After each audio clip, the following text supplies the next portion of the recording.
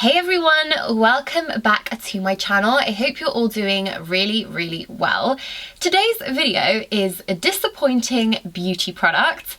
Now before we get started, I thought long and hard about whether to actually put together this video because I don't want it to come across as me just being negative basically and putting out there a negative video. My idea behind this video was to basically just share some products that in my opinion weren't really worth the hype and didn't really do it for me personally. Now that's not to say that these products are awful products, like by no means. I'm just sharing products that didn't quite work for me. So you may absolutely love something that I feature within this video and that's totally fine. Like obviously what I think and what you think is likely to be different because of course we're all individuals, we all have different skin types and we all get along with different types of products. I feel like it's only normal and it's only natural to do so. So hopefully this video won't come across as too negative and hopefully some of you actually find it helpful. I wanted to put this video together because I actually do find it really helpful to find out what works and what doesn't work for certain people, particularly if I find my skin type or my skin colour or my skin tone to be similar to that person. So hopefully this video will be a helpful one. I've picked out 10 products to go through. These were basically either products that I am currently using, not really enjoying, or products that I ditched completely, that I just stopped using because I wasn't enjoying them. But obviously I'll show you each product and talk you through them so that you know exactly why for me that product was disappointing. Let's start small. Let's start with a mascara that for me didn't quite cut it. If you are familiar with my beauty videos and you've watched my eyelash videos in the past, I have shared quite a few eyelash videos and lash inspired videos in the past on my channel, then you'll know that I have very straight eyelashes. They are literally straight. They don't really curl up naturally, nothing like that. So usually I have to use a waterproof mascara in order to hold a curl to my lashes. So today I'm wearing my absolute favorite, which is L'Oreal Lash Paradise in waterproof, which honestly holds a curl like no other mascara I've ever tried. But for my disappointing product, this is the Maybelline Curl Bounce The Colossal.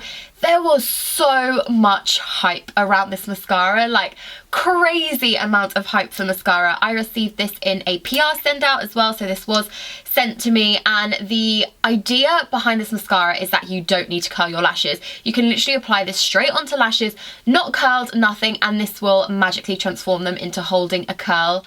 Sadly for me, that just wasn't the case. I tried this both with curling my eyelashes and without curling my eyelashes, and it just didn't cut it for me. It just really didn't do much for my eyelashes. As I said, I do have tricky eyelashes in that they are just so naturally straight. I really struggle with them generally speaking, and unfortunately this mascara just didn't quite cut it. There was so much hype around it. I was really excited to try this. I'm always cautious when it comes to testing out new mascaras because I am so picky with my mascaras, and unfortunately this one didn't quite cut it for me. Another lash related product, this is so expensive. This is the Revitalash Advanced Eyelash Conditioner, I believe it's called. It has actually rubbed off. This, okay, I know exactly when I bought this. I think it was even featured in a video. I bought this during a Black Friday because there was a discount, and at a time when I felt like my eyelashes were just falling out, and I was actually, I don't know, my eyelashes just weren't doing very well. I would literally have bald patches within my eyelashes, like they were just falling out like crazy. Luckily, it hasn't really happened since then, but at that time I was just so stressed out. I really didn't know what to do, and so I ended up splurging on Revitalash. It's so expensive, honestly. This is, I don't know, everything has rubbed off this packaging, so I can't even tell you how big this is, but it's really expensive. I bought this with, I believe it was 20% off during Black Friday. Honestly, like, I just don't know. I don't know if it's worth the price tag. In my opinion, I didn't see huge results from using this for a prolonged period of time. I really didn't see enough results to justify the price tag of this. People see incredible results, people get incredible results using this product, but me personally, no. Next up, this is quite a surprising, disappointing product, at least for me anyway. So this is the Drunk Elephant Sugared Coffee Almond Milk Scrub. I didn't enjoy this product. And the reason I'm saying this is quite a surprising, disappointing product is because I've tried a lot of products from Drunk Elephant. Like, I really have tried a lot of their skincare, and honestly, there is barely a single product that I have tried and not enjoyed, bar this one. That's why I was just really honestly surprised and disappointed to try this product. I just really don't think it's that great. It's an exfoliator, sort of natural. It's got coffee, seed oil and sugar, and to me that's what this looks like. It just looks like brown sugar in a pot, and it honestly just feels like brown sugar in a pot. It doesn't have a very nice scent either. It's not really a coffee scent in my opinion. It's not a very nice one. And just like, as you pick this up, it's just so grainy. Even when you add this to water, obviously, like when I am exfoliating either in the bath or in the shower, I will sort of wet my hands a little bit and just to add a little bit of moisture in there. And honestly, sometimes I've literally like flung in water in here and it still just doesn't create a nice texture to use. I just don't think, I don't know, I just don't think in terms of a texture, it just doesn't feel that nice. Honestly, after filming this video, I'm probably going to get rid of it. It has been sitting in my bathroom for the longest time, but I just don't enjoy using this. And for the price tag as well, Drunk Elephant does have a slightly higher price tag than your average drugstore brand does. I just don't think it's that worth it. For example, there are exfoliators from Soap and Glory, for example, and Sanctuary Spa that are really inexpensive and really affordable products. This is probably 3 times the price of those products and just nowhere near as good in my opinion. So unfortunately, this is disappointing to me. Definitely a disappointing product, one that I doubt I will use again, and just a shame from Drunk Elephant, because generally speaking, as a brand, I really do love Drunk Elephant, but this product wasn't good for me. This next one is a bit of an odd one. So as you can see, I have very nearly used this up. I'm currently using this. It's my daily SPF. It's what I'm using on my face most days. This is the La Roche-Posay Hyaluronic B5 Aqua Gel in SPF 30. This is such a raved about product. People love this. I think Carolyn Hirons has posted about this and everybody really raves about this. However, I just felt like for me it wasn't quite working properly and I couldn't really work out why. I wasn't really sure why. So I actually read a couple of reviews of this product to see if I was the only one, if I was doing something silly or I was doing something wrong. And there were a few other reviews that have had similar experiences to my own. Basically, when I apply this, this obviously has an aqua gel texture to it. I'll actually show you. It comes out blue, but it obviously doesn't go blue on your skin. You can rub this out really easily. It almost turns into water essentially, and it's nice to use. It's really easy to blend into the skin, which I really like. It's an easy product. It doesn't have any like foul smell or anything. It's just a normal smell, not too SPF heavy either. Like, it's just a nice scent. But I mean, on my hands, I think it looks fine. On my face, it looks like I have been sweating for the whole day.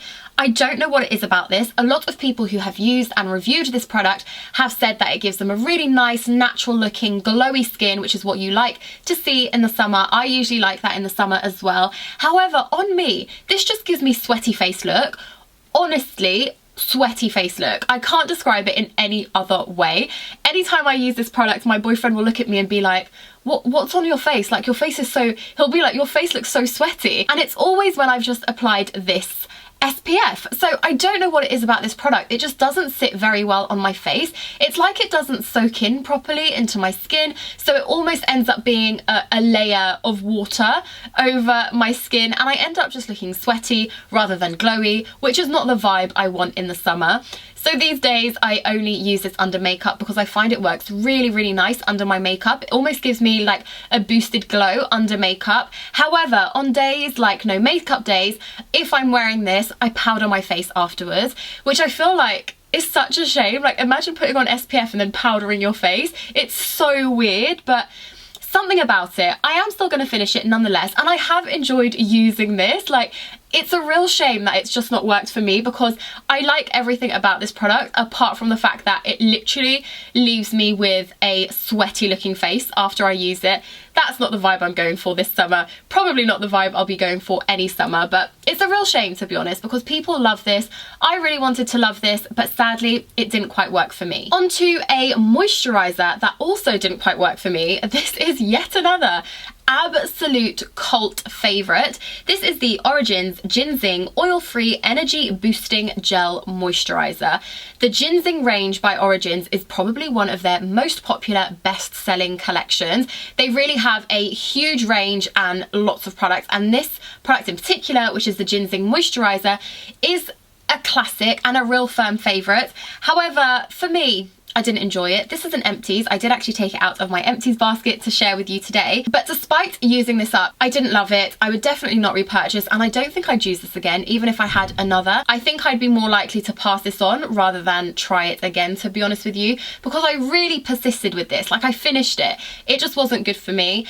Anytime I used this under makeup, I found that when I was applying my makeup, it would just go crummy, and the only common factor was whenever I was using this moisturizer. So much so that towards the end of this little pot, I ended up just using this on no makeup days because I couldn't use this under my makeup. It just didn't work. Even if I primed before applying my foundation, or if I applied my foundation directly, like no matter what I do, no matter what I tried, this would just always make my foundation go crummy afterwards. I don't know what it is. It was really, really weird, but that's just what tended to happen whenever I use this, which I think is a real shame because this is such a well-loved brand and such a well-loved collection from Origins, but it just didn't work on my skin. Next up, from Sunbum. Sunbum is one of my favourite SPF brands to use in the summer. For the past 2 years, I think, maybe even 3 years, that they've been available in the UK. I have taken them with me on holiday every single summer. I really, really love their SPF, particularly their body SPF, which is what I use the most. I think they're just excellent products. So I was very excited to try their sunscreen lip balm. This is their coconut version with SPF 30 and it's water resistant. So it's really great to use on holiday. But I didn't like this. I really, really didn't like this. I think this still has most product in there. It just wasn't for me. I don't like a coconut scent at the best of times though, so I do think that is partly to do with the reason why I didn't enjoy it. But I just felt like this coconut version in particular felt really watery on my lips, and I would always find myself like swallowing a little bit and then being like, ugh, coconut taste, it's horrible. And I don't know, it's just, maybe it's the coconut thing, but this really wasn't for me, which is a shame because obviously your lips can also burn in the summer. A lot of people don't know this, but you can actually burn your lips in the summer. So it's really good to have an SPF in your lip balm as well, because we often forget about adding SPF onto our lips. And this from Sunbum, I was really excited to try, just didn't love this. However, from a disappointing product to a not disappointing product, this is the Sunbum Watermelon SPF 30 Water Resistant Lip Balm. And this is just so much better than the coconut one. Firstly, the fact that it's watermelon and not coconut, that's the first good thing about this. But secondly, even the product in itself, like the lip balm, the stick of lip balm, is much thicker. It feels like it's sturdier, so it's not as watery on my lips, where the coconut one, as soon as I apply it, it sort of just is like water almost on my lips. This one definitely stays in place. It's just a little bit, maybe sturdy isn't the right word, but it feels more like a traditional lip balm. This one almost feels like a liquidy kind of, whereas this one is definitely more of a stick balm form. So much, much, much rather prefer the watermelon version. This is the one that I'm currently using, so this is on the go at the moment. But I just wanted to share that as well, because obviously this to me was disappointing, but literally just trying the watermelon version and I love this. This could potentially be a favourite of mine this summer. So it just goes to show that even if one product I found disappointing, it doesn't mean that something similar but different will also be disappointing, if that makes sense. I really just think it depends. On to another currently on rotation product. This is the Lancome Bifacial Non-Oily Instant Cleanser for Sensitive Eyes. So I mentioned using waterproof mascara on most days, and that means that I need something oil-based in order to remove my waterproof mascara, because where you use waterproof mascara, obviously standard water won't quite cut it. It really doesn't budge, particularly the mascara that I use daily. It really doesn't budge just with classic micellar water. So I always go for an oil bi-phase micellar water instead, and this is the Lancome one. I have used this in the past and I thought the exact same thing, you know. I didn't rate it too highly the first time around I used it. I was sent another one and I wasn't going to let it go to waste, of course. I do find these helpful and useful. I use them in my routine. So I am currently using this one at the moment, but it's not that great. I've definitely tried bi-phase micellar waters that are far better than this one for far cheaper as well. This being Lancome means that it is on the pricier side, which is probably why I would also say this is disappointing, because for example, the Nivea eye makeup remover that I usually use is literally $3.99, and this is probably 3 times the price as that, and just not as good. When I use this, if I'm not really thorough and actually quite vigorous with how I rub off my mascara, I find that the next day I wake up with panda eyes, so basically rim of mascara still around my eyes where it hasn't come off my eyelashes properly. And not only is that annoying, it's also not very good for your eyelashes for you to not remove particularly waterproof mascara properly from your eyelashes. It can lead to fallout and breakages and so on. So just disappointed in this. There's better out there that's also cheaper. From Bliss, this is the Clear Genius Clarifying Cleanser with BHA plus Brazilian seawater. Don't like this. I gave this a good go as well. I think I used this non-stop for like 2 weeks because I really wanted to see if maybe it was just my skin getting used to the BHA in there, or my skin getting used to this sort of product. But honestly, it just never really worked for me. Whenever I use this, my skin would just feel so dry. Do you know when you use a product and it leaves you with really like tight, dry sensation on your skin? I hate that.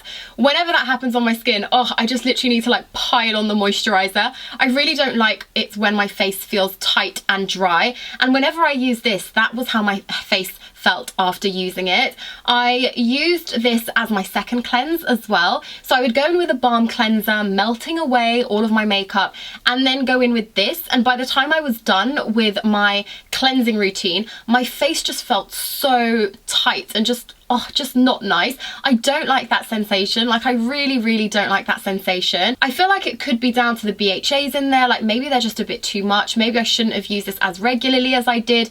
But honestly, even if I just used this on day one, I felt the tightening, dry sensation on my skin instantly, and I just don't like that. There are other similar products out there where I don't have that sort of reaction to it, so this unfortunately for me was disappointing, and I'm not gonna use this again. This is probably going to go. Next up, another really expensive product. This is Sunday Riley's CEO Glow. This is their vitamin C and turmeric face oil. I don't like this. I don't like the smell of this mostly. Ugh, I find that I'm quite sensitive to scents. Not sensitive in the sense that I will break out if I use something too heavily fragranced, but sensitive in the sense that I don't want to smell something horrible on my face. Like, I just don't like it. And I found this with a few products that have really strong scents. Like, sometimes it really puts me off using a product, and unfortunately that was partly the case with this one. The scent, for starters, just was too much for me, too intense, just not my cup of tea.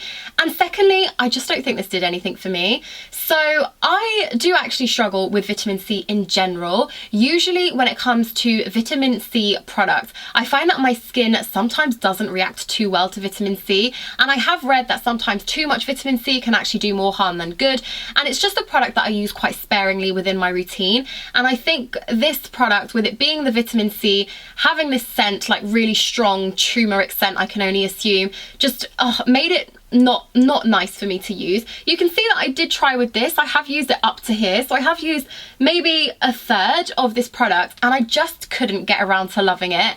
So much so that it has been probably sitting in my skincare drawer for years now, mostly down to the fact that it's Sunday Riley, and I felt really like guilty of not loving it and not using it because it is such an expensive product. But it just wasn't for me. I doubt I'm going to use this. It's probably time for me to say goodbye to this. It's just, I didn't like it. Lastly, this is the Badescu, hopefully I've said that okay, maybe Badescu skincare. This is the drying lotion. This was another panic purchase. I found myself with quite a lot of breakouts, wasn't really sure what to do, wasn't really sure how to combat that, so I ended up purchasing this. And basically, the way you use this drying lotion, you're meant to grab a cotton bud, sort of dip it in, get some of this pink liquid at the bottom and some of the clear liquid sort of on the way out, and then you just pop these little patches onto any active spots, and it's meant to dry out those spots so that hopefully if you use these overnight, for example, the next morning your spots will be visibly smaller, reduced and dried out basically. But honestly, I used this quite a lot of times and I never found that to be the case. Anytime I used this, I just found the next morning I would wake up with sort of like a little crusty pink patch over my spot, but my spot was still thriving. So this just didn't really work for me. Maybe I was using it on the wrong type of spots or something, I don't know. But for me, this really didn't do much. I've used this quite a few times. I've had this in my skincare drawer for a really long time as well, just hoping that one day it will do the trick, but this hasn't really worked for me. Nowadays, what I will typically use are actually the clear spot patches. I find that those actually work quite well for me whenever I have any active breakouts, but this wasn't great. It was on the more expensive side as well for such a small amount of product, although I do have to say it does last a really long time, because even though I've not used this for ages, I did use it for a fair number of spots and it's still looking pretty much full, to be honest with you. But it just wasn't for me. I didn't enjoy using it, probably won't use. So those were my disappointing beauty products. Let me know if you've tried any of these in the comments down below. Were you also disappointed by them? Or maybe one of these products is literally your absolute favourite. Let me know in the comments down below. I'd be really interested to hear your thoughts as well on any of these products. If you enjoyed today's video and you want to see more sort of beauty review videos, then please give this video a thumbs up. Don't forget to subscribe to my channel as well if you're not already subscribed. It means that you will stay up to date with my upcoming uploads here on YouTube. So do click the subscribe button. A very big thank you for watching today's video. I really hope you enjoyed it. If you did, please thumbs up, please subscribe, and I will see you all soon. Bye.